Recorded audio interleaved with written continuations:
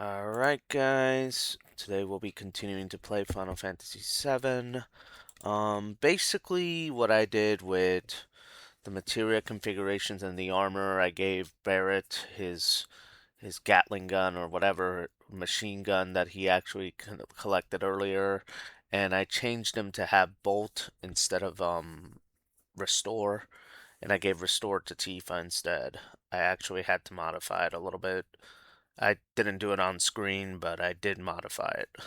That way, he has more health to deal more damage with the next boss.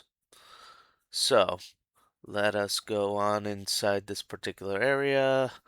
We're just moving right on through here. Gotta run away from these enemies because they're just using up my time at the moment. So we're gonna keep on moving through this doorway, and you know the drill.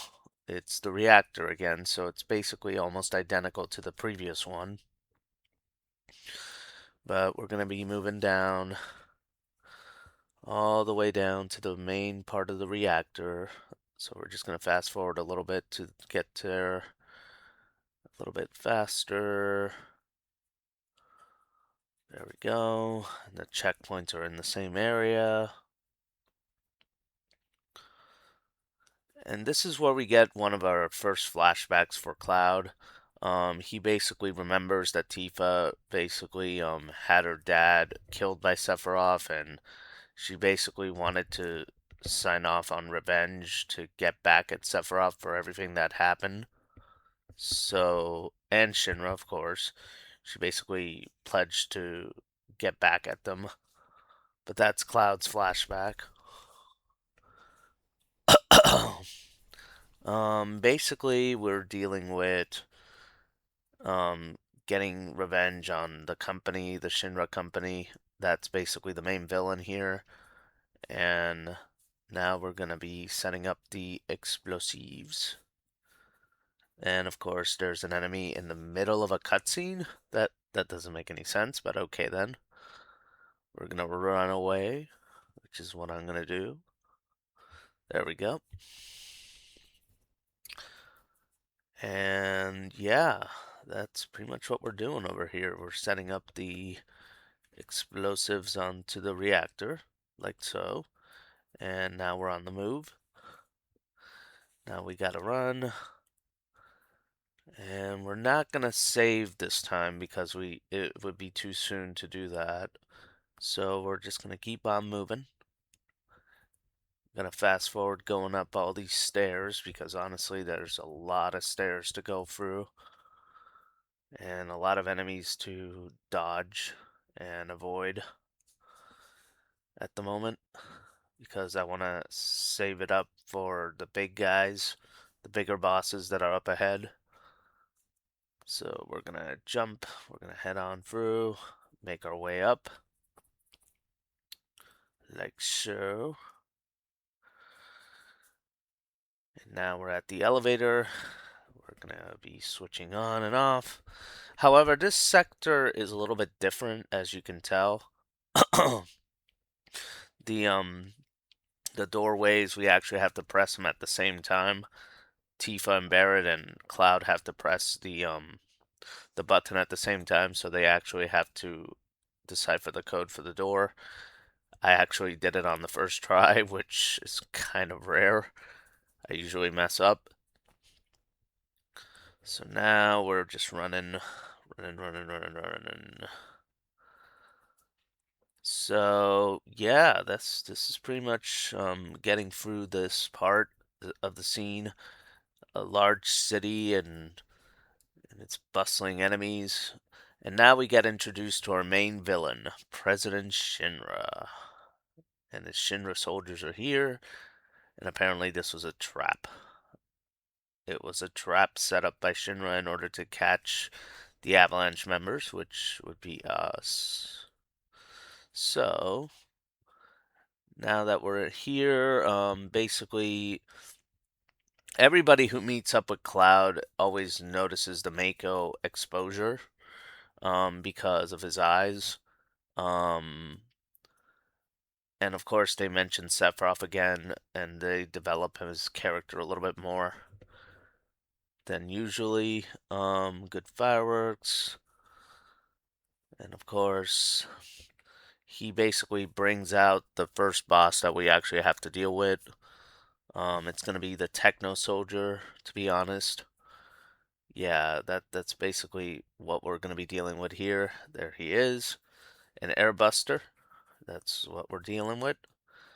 And of course, he flees away. And now we're here to deal with some damage with the Airbuster enemy. So, now that we're dealing with the Airbuster, Techno Soldier, he's basically a machine still. He's not technically a soldier that that we have to deal with, but we're just going to use Big Shot immediately on this thing because we have the limit breaks. I actually planned for that. Now we're going to use Ice Magic, like so. And yeah, this part takes a little while to deal some damage against the Airbuster. He's going to be using Big Bomber, which is not exactly a good thing for me. 99 damage. Okay, then Cure for Barrett and Tifa. I'm going to heal them up. Some more Ice Magic, like so. He's going to counterattack, of course. It's almost similar to the Scorpion guy, the main boss that we fought in the first reactor, except he doesn't have a tail. You basically attack him and he counterattacks, I suppose. Just counterattacking in general. And now we got Cloud's Limit Break and Tifa's Limit Break, so we're gonna charge right on in with Braver and a couple of other moves here. We're gonna use Bolt. This thing's weakness is Bolt. Just letting you know. That materia for lightning is this character's weakness. So we gotta keep on moving, gotta keep on healing. Cure and Braver. There we go. That should work. So yeah, this is the introduction to all the main villains and the main cast members of this particular story. It's really well done in comparison to other stories that I've ever played. I would have to say this is spot on the best setting that I've seen so far. Um, it's really well made, and I would recommend it to anybody who wants to play Final Fantasy VII, honestly. It's definitely worth a shot, at least once. So, now that we're here, I think, yep, he's gonna blow as soon as he shoots out the signal. That's pretty much the end of the Airbuster. So we gain our XP and a Titan Bangle for our armor. And now comes in the turning point of the game where we're stuck making a crucial decision, which is whether or not we're gonna fall, and we're obviously gonna fall. Um, Cloud technically falls from a large height. I would honestly think that we just choose be strong on this one. But he falls from a large height.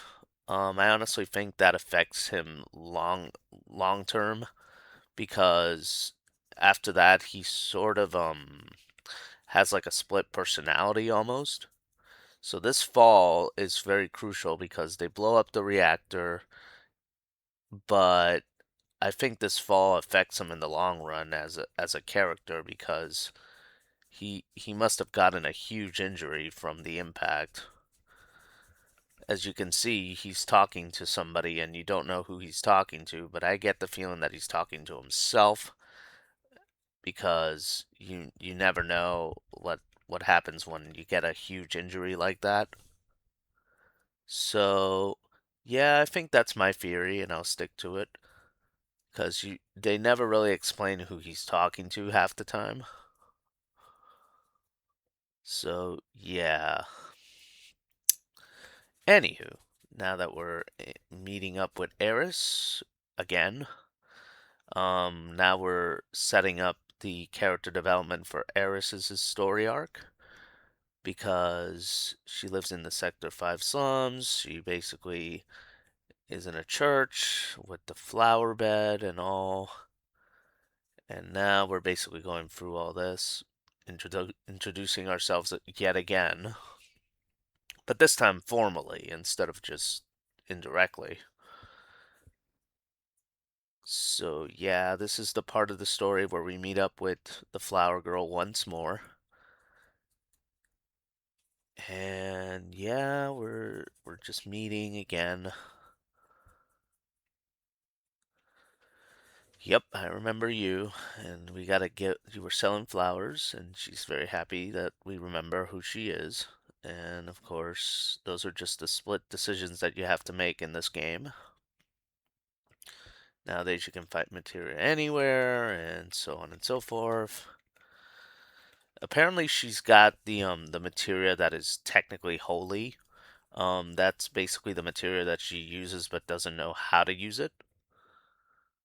And of course, she never really fully explains what it's for, but we find out later on what it's for. So she's under a, well, let's just put in the name of for formality's sakes.